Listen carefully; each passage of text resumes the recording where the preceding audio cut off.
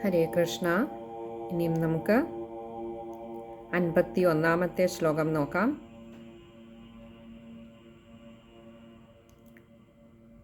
നന്ദവ്രജം ശൗരിരുപേത്യ തത്ര താൻ ഗോപാൻ പ്രസുപ്താനുപലഭ്യ നിദ്രയാ സുതം യശോദാശയനേ നിധായ തത്സുതാമുപാദായ പുനർഗൃഹാനഗാത്.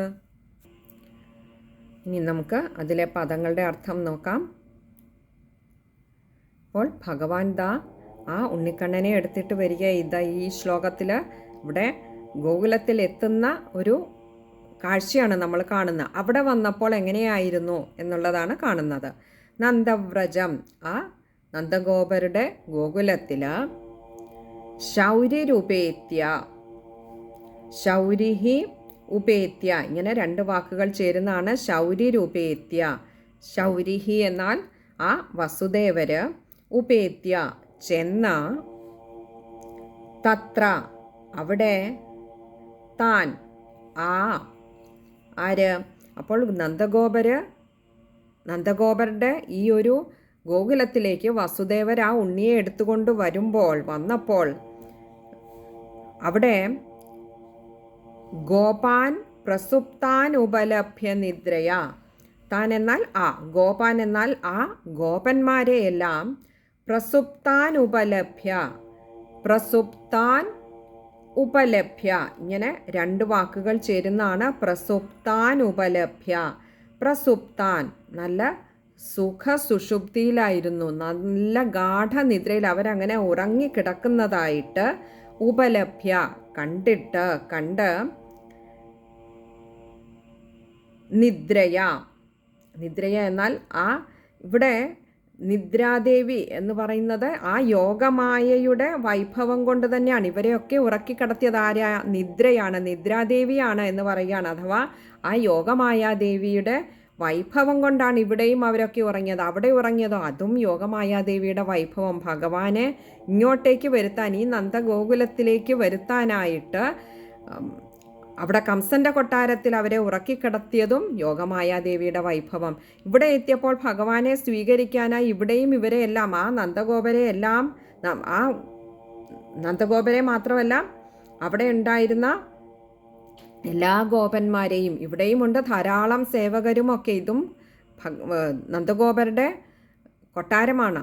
ഇവിടെ ഈ ഒരു രാജ്യത്തെ രാജാവാണ്, ഈ ഒരു സ്ഥലത്തെ രാജാവാണ് നന്ദഗോപർ. അതുകൊണ്ട് തന്നെ ധാരാളം സേവകരും ഒക്കെയുണ്ട്. ഇവിടെയും ഇവരെയെല്ലാം ഈ ഗോപന്മാരെ എല്ലാം സേവകരെ മുറക്കിക്കിടത്തിയതും ആ യോഗമായാദേവിയുടെ വൈഭവം കൊണ്ടാണ്. അപ്പോൾ സുതം യശോദാശയനെ നിധായ, സുതം ആ പുത്രനെ, താൻ എടുത്തുകൊണ്ട് വന്നിരിക്കുന്ന തൻ്റെ ആ ഉണ്ണിയെ, യശോദാശയനെ യശോദാദേവിയുടെ കിടക്കയിൽ, ശയനെ എന്നാൽ ആ കിടക്കുന്ന ഇടത്തിൽ, അഥവാ കട്ടിലിൽ, ഇവിടെ കട്ടിൽ എന്ന അല്ല,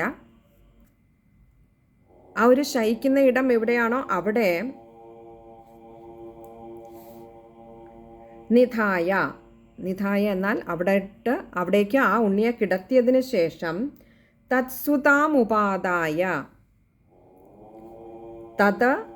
സുതാം ഉപാദായ, ഇങ്ങനെ മൂന്ന് വാക്കുകൾ ചേർന്നാണ് തത്സുതാമുപാദായ. എന്നാൽ ഇവിടെ ആ യശോദാദേവിയുടെ, സുതാം എന്നാൽ പുത്രിയെ, ആ സുതയെ ബാലികയെ, ഉപാദായ എടുത്ത്, പുനർഗൃഹാനഗാത്, പുനഃ ഗൃഹാൻ അഗാത്ത്, ഇങ്ങനെ മൂന്ന് വാക്കുകൾ ചേരുന്നതാണ് പുനർഗൃഹാനഗാത്ത്. പുനഃ എന്നാൽ പിന്നെ.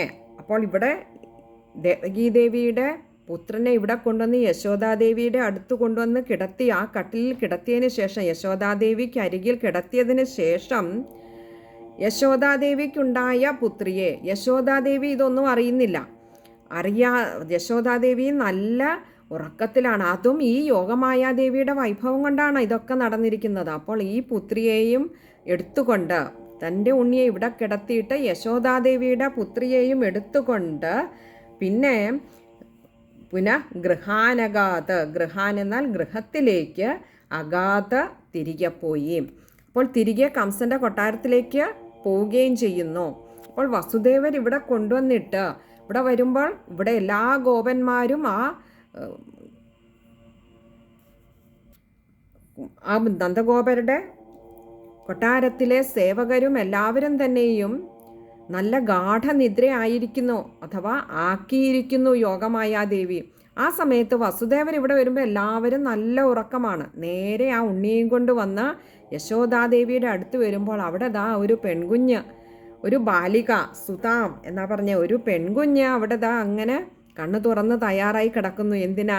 തനിക്ക് പകരക്കാരനായി ഒരാൾ ഇവിടെ വരാൻ പോവുകയാണെന്ന് മനസ്സിലാക്കിക്കൊണ്ട് ആ പകരക്കാരന് കിടന്നുകൊണ്ട് തൻ്റെ ഇടം ഒഴിഞ്ഞുകൊടുത്ത് തനിക്ക് തിരികെ പോകേണ്ടതാണെന്ന് അറിയാവുന്നത് കൊണ്ട് ഇവിടെ യോഗമായാദേവി അങ്ങനെ തയ്യാറെടുത്ത് കിടക്കുക, ഭഗവാന്റെ വരവിനായിക്കൊണ്ട് കാത്തുകൊണ്ട്. അപ്പോൾ വസുദേവർ ഇവിടെ കൊണ്ടുവന്ന് ഭഗവാനെ അവിടെ കിടത്തി യശോദാദേവിയുടെ അടുത്ത്. എന്നിട്ട് ആ പെൺകുഞ്ഞിനെ എടുത്തുകൊണ്ട് തിരികെ തൻ്റെ ഗൃഹത്തിലേക്ക്, എന്ന് പറഞ്ഞാൽ ആ കൊട്ടാരത്തിലെ കംസൻ്റെ കൊട്ടാരത്തിലെ ആ തടവറയിലേക്ക് തിരികെ പോയി. ഇനി നമുക്ക് ആ ശ്ലോകം ഒന്നുകൂടി നോക്കാം. നന്ദവ്രജം ശൗരിരൂപേത്യ തത്ര താൻ ഗോപാൻ പ്രസുപ്താനുപലഭ്യ നിദ്രയാ സുതം യശോദാ ശയനേ നിധായ തത് സുതാമുപാദായ പുനർഗൃഹാനഗാത്. ഇനി നമുക്ക് ആ ശ്ലോകത്തിൽ വായിക്കുമ്പോൾ ശ്രദ്ധിക്കേണ്ട കാര്യങ്ങൾ. ശൗരിരൂപേത്യ, അവിടെ ശൗരിഹി ഉപേത്യാണ്, അതുകൊണ്ട് ആ രണ്ടാമത്തെ രൂ എന്നുള്ളിടത്ത് ഉകാരം പറഞ്ഞ് തന്നെ കൊടുക്കുക. ശൗരിരൂപേത്യ, ശൗരിരൂപേത്യ തത്ര താൻ. അടുത്തത് പ്രസുപ്താനുപലഭ്യ, പ്രസുപ്താനുപലഭ്യ, അവിടെയും ഉകാരം.